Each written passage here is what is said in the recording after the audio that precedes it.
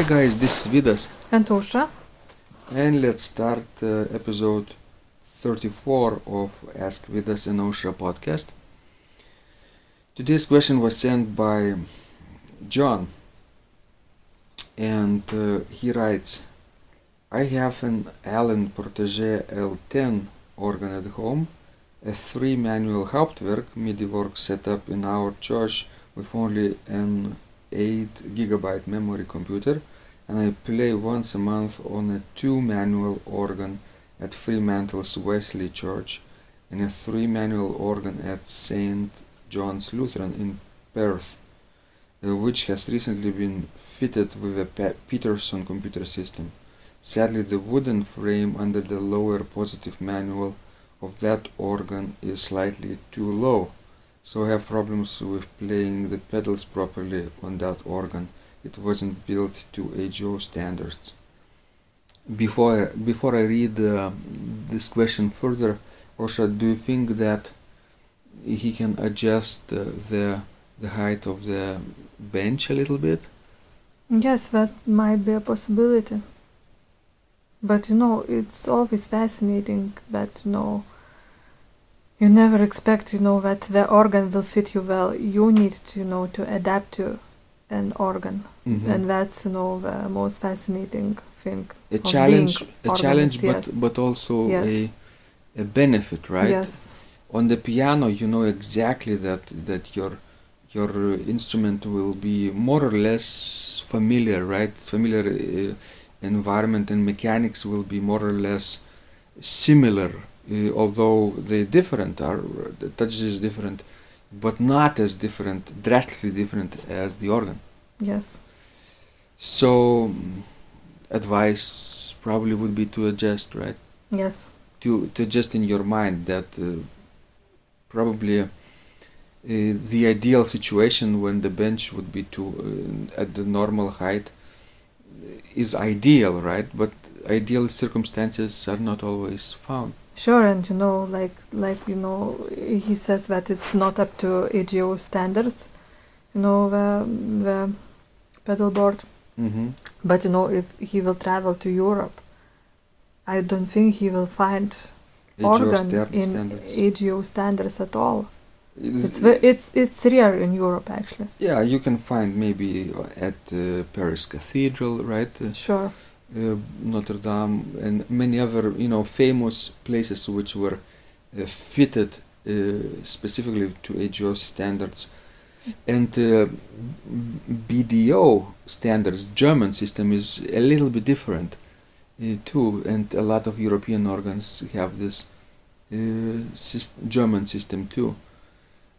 So yeah, you need to adjust. I think the more organs you play, the better you will feel in any situation, I think. That's true. Right. So let's continue, right? He writes, John writes further that now that I am getting weekly lessons as compared to the occasional lesson once every so often on a pipe organ that didn't have a swell box, like many Dutch organs, as I found out during the recent Dutch organ tour, visiting Zutphen, Arnhem and Duisburg, Helmond, Roermond and others, all except for Duisburg, tracker organs without swell boxes, and no registration helps like thumb and pedal pistons. He writes, I am beginning to use the swell pedal more often, and operating the swell pedal as it is notated in the music score is as often is a problem, but I'm slowly getting there, I think. So, Osha, about swell pedals a little bit.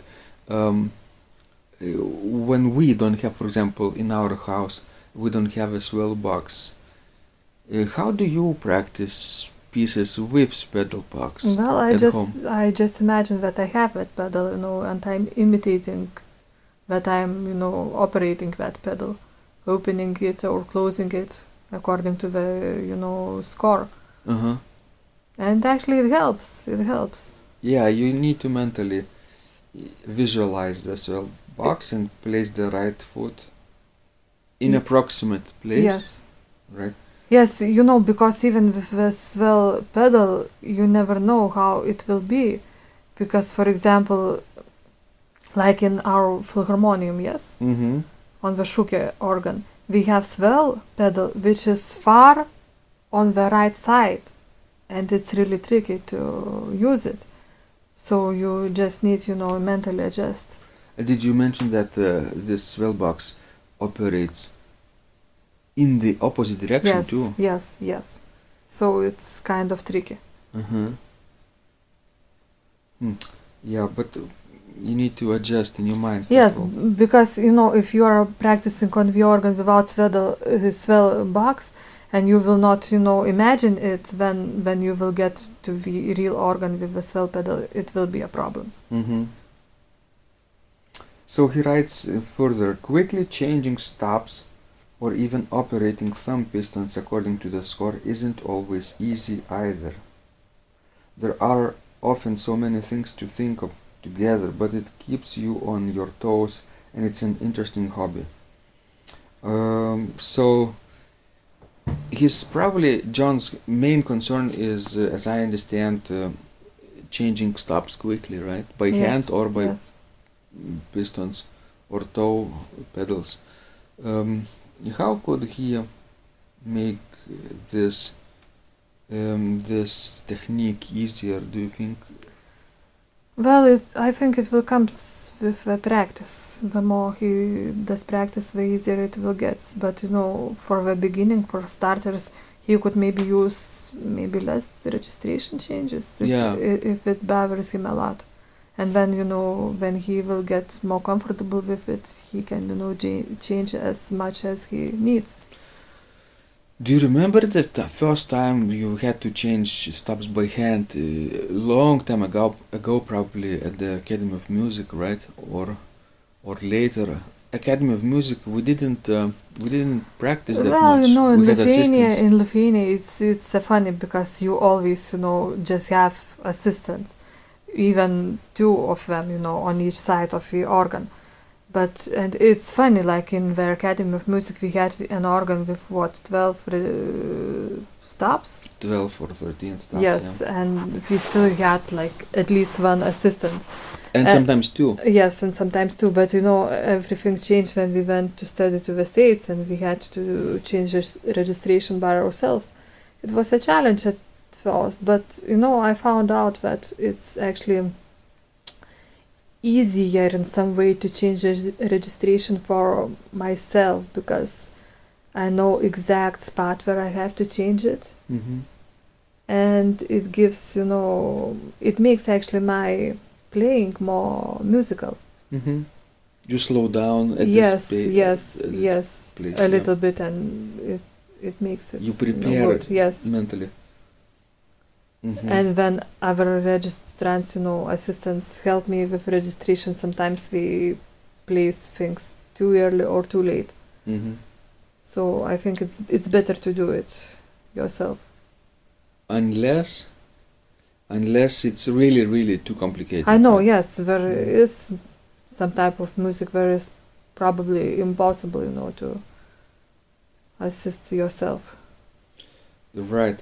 Remember at Music Academy we were in awe of one organist from abroad, but I don't remember, from Germany I think.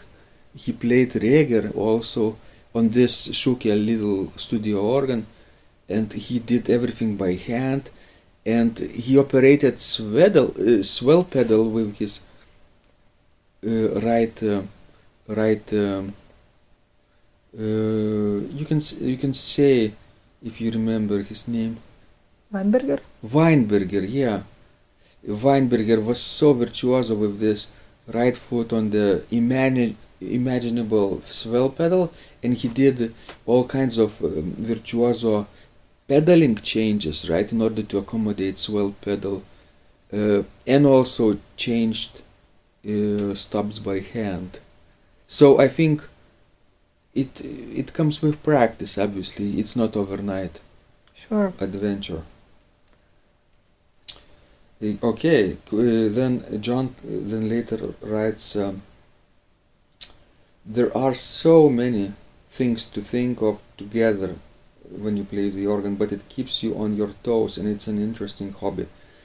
getting time to practice is also a problem, and even more so that now I am retired. You see, people when they work, right, during the daytime, they have the day job, and later in the evening perhaps they can practice the organ. But now in John's case, he is retired and still he gets difficulties in finding time for practice.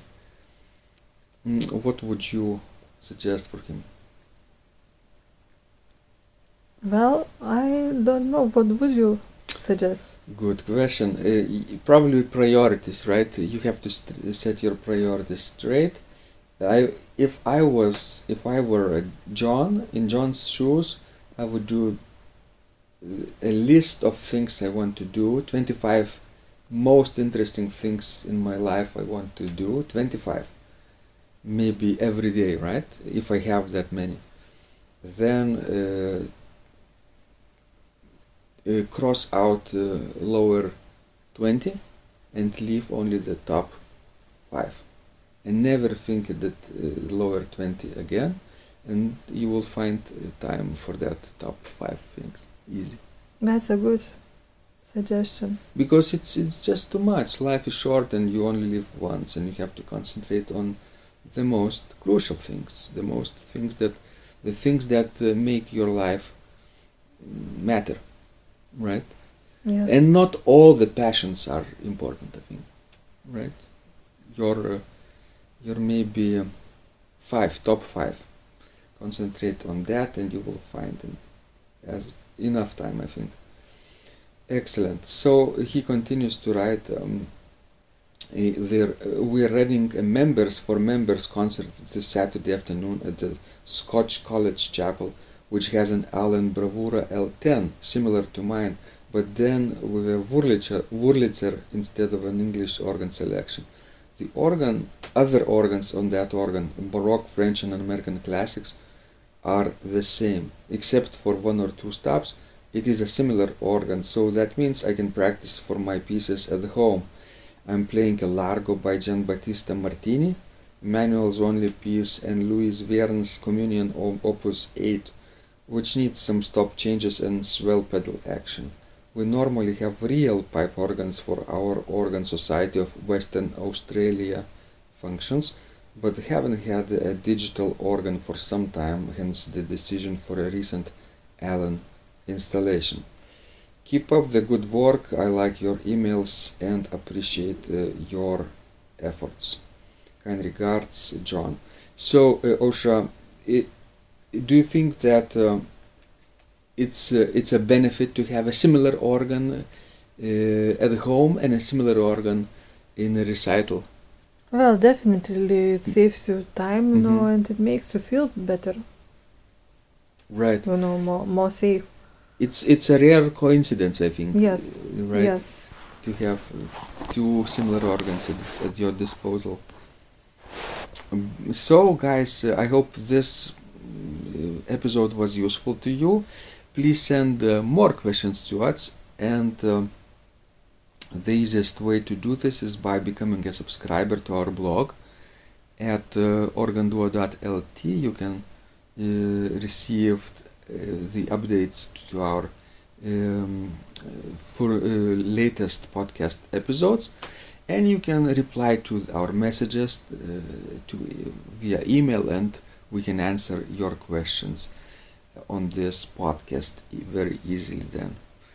But please be patient, because right now we have quite a line and quite a number of future episodes lined up, because people are really responding and sending us their questions. But make sure you wait, and if we don't respond right away, with our answers, please know that they are on our radar, and we will respond in the future, after in time, because other people are also sending many questions to us too. Wonderful. This was Vidas And Osha. And remember, when you practice, Miracles happen.